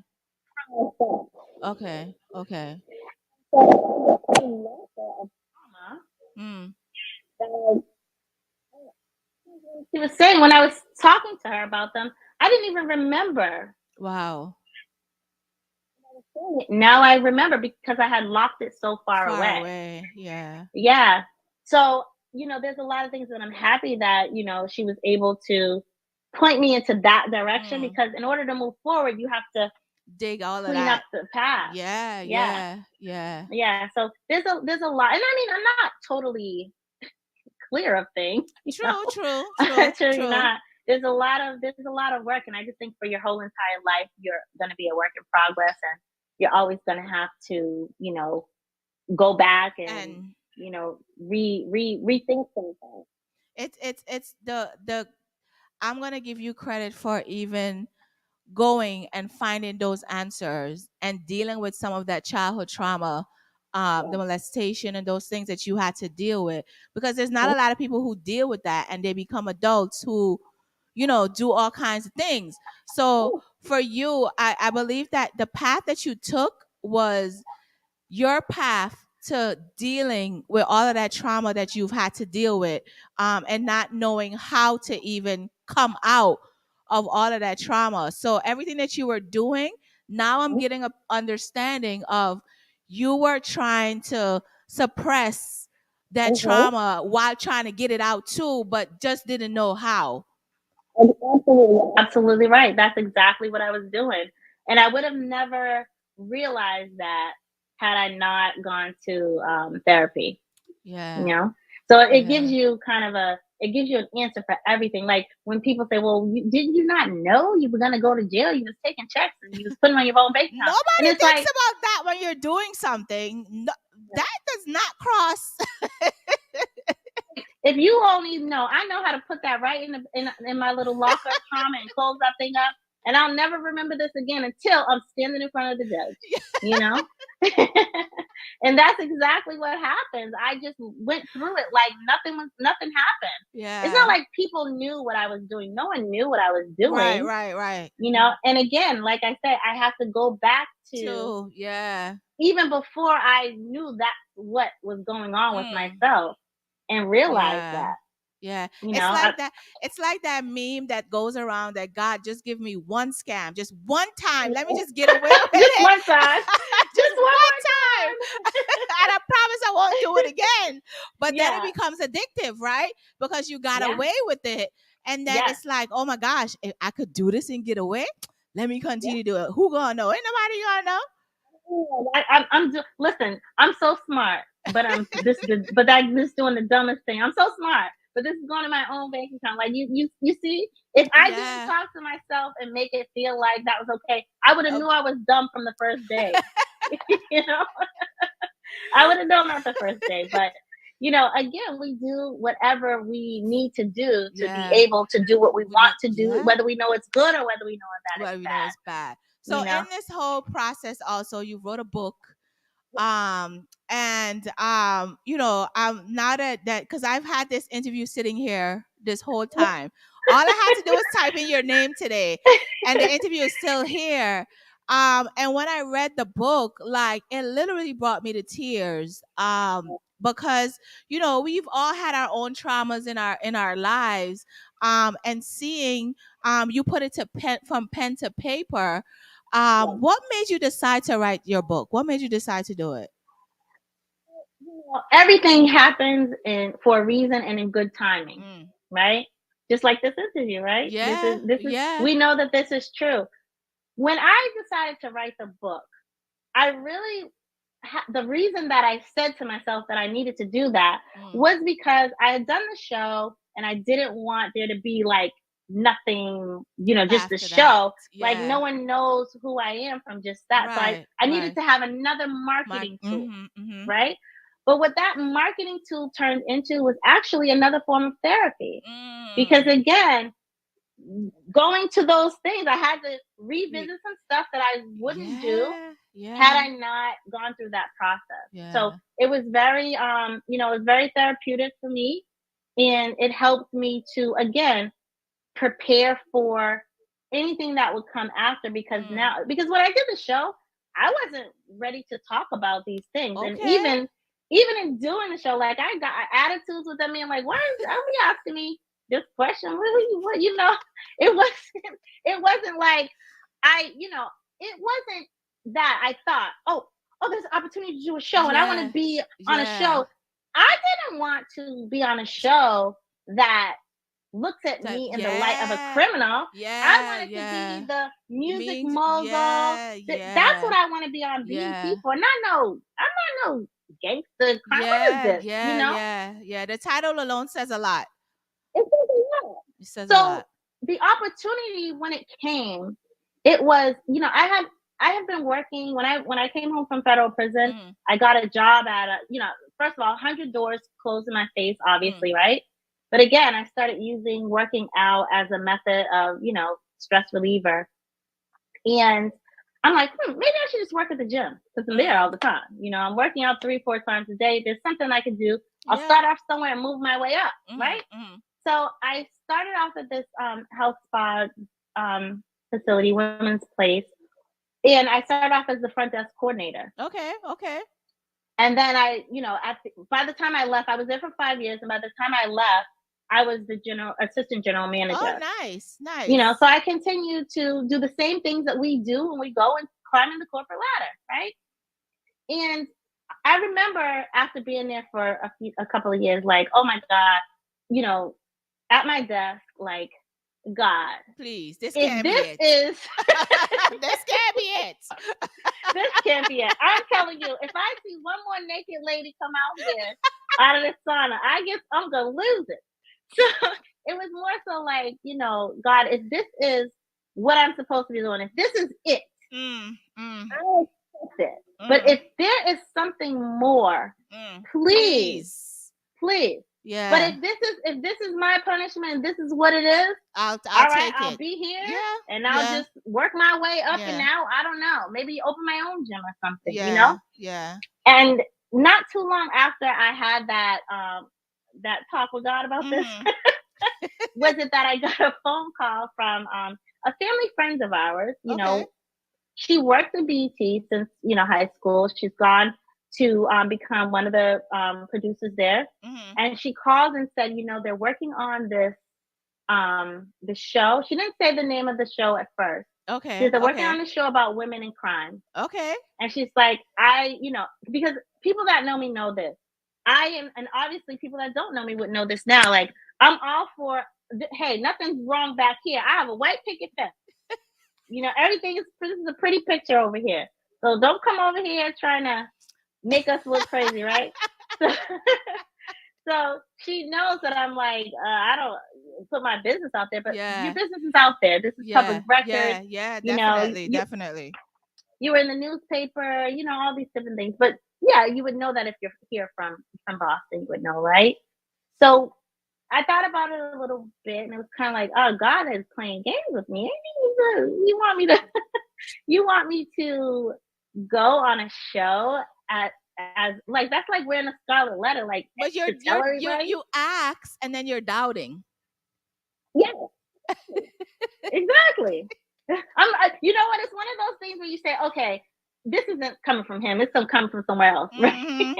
You know, but it, you know, I thought about it. I thought about it long and hard, and I talked to my family about it. I talked to my now fiance about it, and it was like, you know, if your story can help one person, then this is what you're called to do, you know? Yeah, So I'm like, okay, I looked at it like that. I will use this foundation. I'm not gonna get rich off of this. right, You know?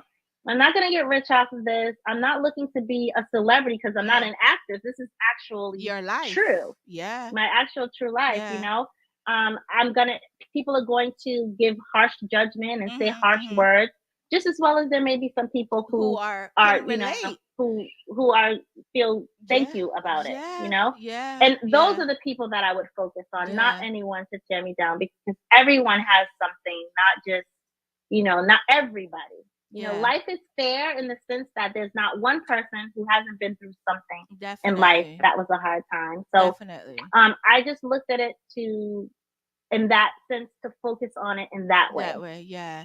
And so, like, again, one person, if it could help one person, then I've done the job that I feel that God used me to put on that platform. Definitely. You know, definitely. I'm a vessel. My life story doesn't belong to me. It's what I went through to share with the next person, so that they could share, you know, have some inspiration through that, have some, you know, listen, I'm going down this road. Well, I seen this girl here.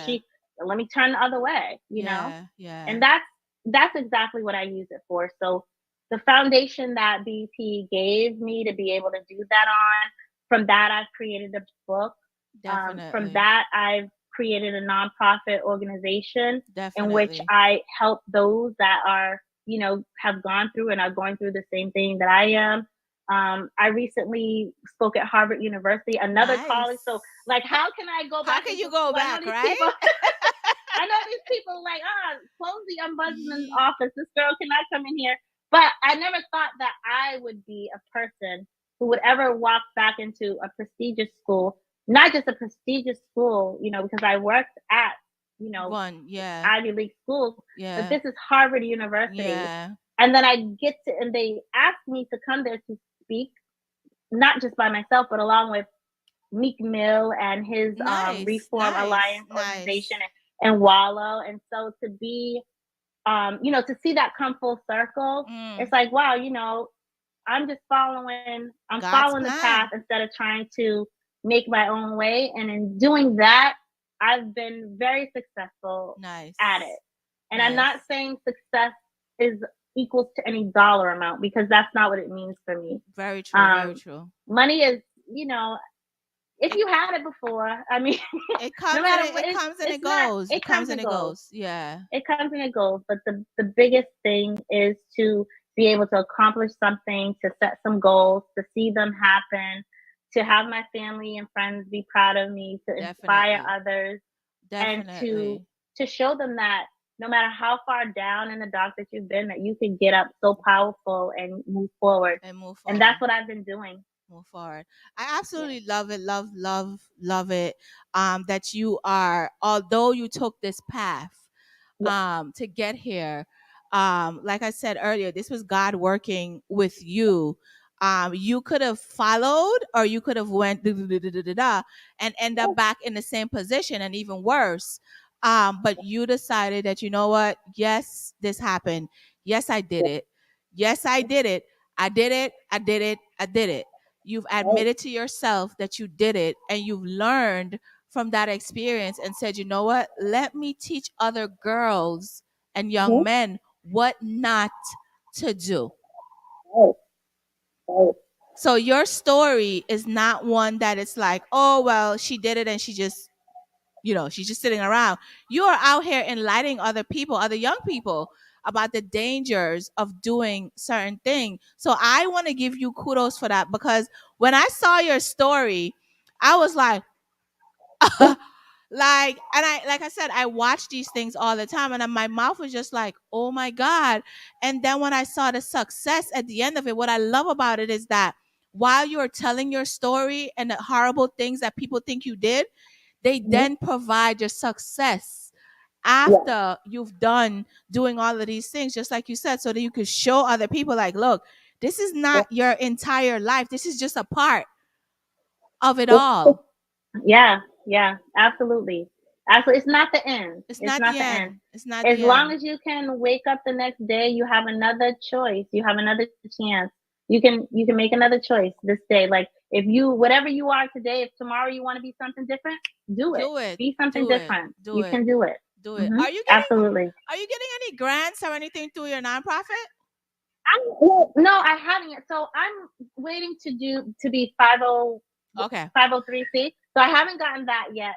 But what I do, one of the, and it's not through to the organization, but it's a personal grant that I received from the Roxbury Library. Okay. So from the Roxbury Library, I've been doing a program called Beyond the Bars. Nice. It's a workshop. Yeah. So it's a Nice. workshop that I have other formerly incarcerated persons or those that have been justice impacted. They come and talk about their experience and the success of what they're doing today to inspire others. That come. I also did like a quarry and quarry sealing and expungement clinics and things like that. So they have given me a grant doing that workshop, and the last one was May 27th. Okay. And I'm going to apply again. for the next session, because I want to continue to do that. To do that. I mean, I didn't have, I think when anyone does anything, it's like you want a lot of people to come, but this is a free event that happens at the library. It's the first time I've done it. So I get, a couple of people here and there. And as we continue to do it more consistently, I'm going to spread it even wider, and hopefully possibly it's something that I'll be doing outside of the library and doing, just not in that one place, but doing in other places. Definitely. And maybe Harvard University will be one of those places as well. Definitely. Yeah, because I'm in talks with them about that. Yeah, definitely. I love it. Once you get your 501c, we could talk about how you can apply for those grants, because I do that all the time. Yeah. I do that for my nonprofit. And it's very simple. You just go to their, and you do what you got to do. You fill it in and you tell them what you're doing and all of that kind of stuff. And Walmart is very big on giving grants to Black folks. Walmart is like, as long as they got it, they give it. Okay. So once you get that 501c, you let me know, and I'll help you get some work through some grants, because I think what you're doing as a Black woman in our community is something that's definitely needed for young people to understand that there are dangers out here, but you don't have to go down that path. If you go down that path, that's on you. And admitting that you're making these wrong decisions can literally change your life. I had a friend one time who was doing some things, and I said, yo, you have to literally stand yourself in the mirror and accept what you're doing, and your life will change like this. Yes, absolutely. All it takes is that. That's all it takes. That's all it takes. That's all it takes. Yana, I just want to thank you so much for finally, for us finally having this conversation. Is there anything that if you could change, would you go back and change anything? There's so many things, but I think the biggest thing would be, if I could go and change anything, I would have taken away the fact that in this relationship that I was having, that I would have removed myself much sooner from it. And it's not because of anything other than that I felt as though I was helping, but I was not helping. I was enabling. I'm a big enabler. And maybe that would have changed things sooner. Maybe it would have made a bigger difference in all of our lives. I don't know. But that's one of the things that, I've learned about myself over the years. And one thing that I do wish I had the strength to do long time ago.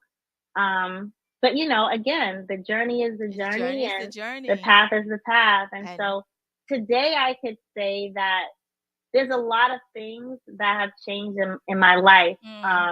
The way that I would do things. And I'm not saying totally, but I don't do a lot of some of the same ways of thinking or what I used to do. And even though it may be hard, and sometimes I'm like, but I want to help so bad, Yeah. It's like I have to remember hot stove. That helping thing is a drug. I'm telling you from personal experience, it's a drug. It's literally a drug that you're like, I gotta save this person. I want to save this person. Who's saving me though? Who? If you're drowning, you're Yeah, drowning. yeah. When they teach you on the airplane, the first thing they say, Put take some your for own. yourself. Yeah. It's hard to do. It's hard to do when you're a mom and a nurturer. You're always thinking, oh, let me, to someone else. We rarely put ourselves first in these situations. Yeah. And and you learn this as a kid to not choose yourself first. Yeah, yeah. Especially, in our community. In our community, that's yeah. what we're taught. Yeah. Yeah. Yeah. I mean, I think nowadays it's maybe changing for the younger generation. Oh, they're different. They are different. Yeah, people. they're different. They don't give a damn. They are not us. They are not us. I don't think any of them will be. They're like, do what for who? No, it's not happening. It's not happening. And I love it. I love it because I love it because if we had, just imagine if we had the strength and our ancestors and our my great grandparents and so forth. If you had the strength to do that early on, then where would we be? We'd be further ahead today. Definitely. But time for things is time for things. Yeah, definitely. Just like this interview, time for things. It's time for things. And Yana, a year later, Yana and I will not be strangers. Like we talk all the time, on Instagram. And Yana, we need to exchange numbers instead of Instagram talking. So I got your number. Whose number I got? I got somebody's number. I don't know. But once we get I'll off, send it to you. Yes, please send me your number so we can keep in contact. I just want to thank you so much for being so open and honest about your story. Because your story can change the lives of a couple of people. And like you said, even if you just inspire one person, then you've done your job. You've done God's job. This is an experience that He wanted you to have so that you can go forth now and do the things that you're doing with the different communities that you're involved in. So we are definitely looking forward to seeing more of you. And you need to post those when you do those speeches and stuff. Post them on your Instagram so we can see. Okay, so I'm going to take your advice and do that. But you know what happens? Because I don't like the way my voice sounds. I don't like the way my voice sounds. So every time I post something that has to do with my voice, I always cover it up with music. No, don't do that. Don't do that. When you cover it up with music, the algorithms is taking away you. Don't do that. Post you.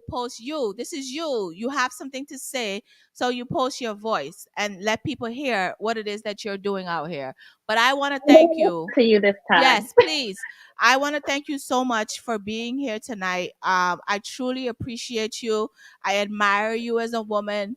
I admire your strength. I admire your courage. And the fact that you've been someplace, but now here you are, being this powerful human being that you are. And I'm truly blessed to know you. And I know that we're going to continue working with each other throughout this process. Okay. So any last words before we go? Any last words? Because I'm already over time, but any last words before you go? My last words would be thank you for having me. Thank you for having the patience to make this night happen as we've been trying to do it for so long. I appreciate all of you. For everybody who's come on to watch, thank you so much for tuning in and joining in. Please continue to follow me. I'll start to use my voice on there. Yes. I will start to do that. And I just appreciate it. And this is all part of the journey. And it's people like you that, are inspired and continue to let me know how much of a difference that I do make. That lets me say, okay, maybe yesterday I was like, oh, forget it. I'm not doing it. Nothing's happening. But then it takes someone like you to say, you know what, you are doing X, Y, and Z, and I can see you doing that. Yes. Then it's like, okay, so it is reaching somewhere. I am doing something. It's great confirmation, and I really appreciate that. No problem. You know what just came to my head? Because I teach at a couple of universities, right? I haven't gotten my in-person classes yet, but I teach in the social work department, and I believe you'll be a great guest for a night in one of my classes. So let me see what classes they're giving me next semester. And then I will definitely reach out to you and have you as a guest so that you can talk to the kids as well. Thank you, Michelle. Okay? Yeah, definitely. I appreciate that. Thank you so much. No Thank problem. you. Well, have an amazing rest of your evening. We're friends now. We're friends. I just want you to know. It's official. It's official. We are friends. It's official. But thank you so much, Yana. Thank you so much. Give everybody your social media handle and where they can find your book. You can find my book everywhere books are sold. So like Target.com, BarnesandNobles.com, Walmart.com. You can go to Amazon and get that as well. The book does have its own website. It's ayearinaDayBook.com, so you can purchase it there. My social media handles are the same across the board. So for Twitter, Threads now, Facebook, and on Instagram. I mostly use Instagram more so than others. Okay. My nonprofit organization is A Year in a Day Foundation, and that's its Instagram across the board on social media as well. So I do put a lot of the speaking engagements and the different visits and so forth about the business on that page as well as here just too. But either way, I'm on both. I'm out here. She's out here. Instagram streets. She's out here in these Instagram streets. Yana, thank you again so much. Thank you. I'll definitely be in touch. We'll talk more. And I wish you a great evening and more speaking engagements. Like people need to see and know who you are. Thank you, Michelle. Okay? I appreciate that. Thank you. All right. Have an amazing evening. And thank you again. Thank you. And I'm going to DM you my number. Yes. Yes. Definitely. Bye.